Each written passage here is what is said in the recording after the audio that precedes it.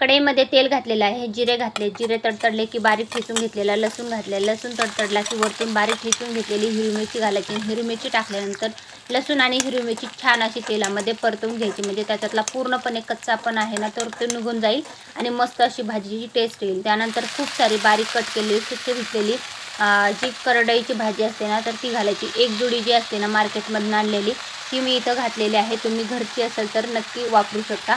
ही भाजी जी आहे ना ती स्पेशली उन्हाळ्यामध्ये जास्त प्रमाणात खाल्ली जाते, परंतु याचे गुण जे आहेत ना गुणधर्म याच्यामध्ये खूप सारे आरोग्यदायी गुणधर्म आहेत.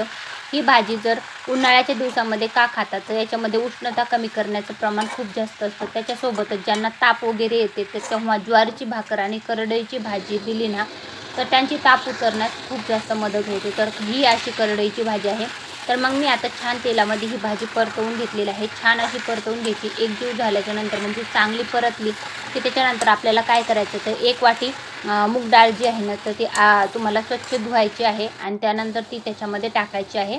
तर तुम्ही इथं मूग डाळ तूर डाळ वापरू शकता तुमच्या आवडीनुसार. इथं मी मूग डाळची जी फूट असते ना तर ती घातलेली आहे, म्हणजे मूग डाळची जी चुरी असते ती घातलेली आहे. छान स्वच्छ धुवून त्यानंतर एकजीव करून घ्यायची. डाळ टाकल्यानंतर पण आणखी चांगला एकजीव करून घ्यायचा.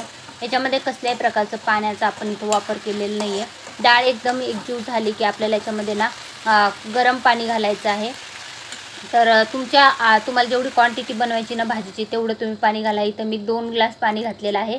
पाणी घातल्यानंतर तुम्ही कच्चे शेंगदाणे याच्यात घालू शकता. तुम्ही तुमच्या आवडीनुसार घाला, पण ह्या भाजीमध्ये तर आवर्जून मी सांगेल की तुम्ही शेंगदाणे घातले पाहिजे. मीठ जे आहे ना ते थोडं कमी प्रमाणात घातलं तरी चालेल, कारण की मिठाची क्वांटिटी जास्त असेल ना तर ही भाजी खारट लवकर लागते.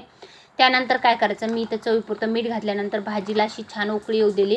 बघू शकता अशा प्रकारे ही भाजी शिजत आहे. तर आपल्याला आणखी एक गोष्ट आहे ना ती याच्यात ॲड करायची बाकी आहे, परंतु भाजी छान शिजवून द्यायची. त्याच्यानंतर काय करायचं ना याच्यामध्ये आपल्याला बारीक शेंगदाण्याचे पावडर असते ना तर ती घालायची आहे. बारीक कूट शेंगदाण्याचा जो कूट असतो ना तो घालायचा आहे. भाजीची जी भाजीमध्ये टाकलेली डाळ जी आहे ना ती शिजली की समजून जायचं आपली भाजी शिजत आलेली आहे पूर्णपणे. त्यानंतर मी आता इथं शेंगदाण्याचा कूट घालणार आहे. तुम्ही तुमच्या आवडीनुसार ओला शेंगदाण्याचा कूट घालू शकता, पेस्ट घालू शकता किंवा मग पावडर घालू शकता. मी इथं शेंगदाण्याचा पावडर घातलेला आहे. त्यानंतर पुन्हा एकदा चांगलं एकजीव करून घ्यायचं, म्हणजे मिक्स करून घ्यायचं एकसारखं.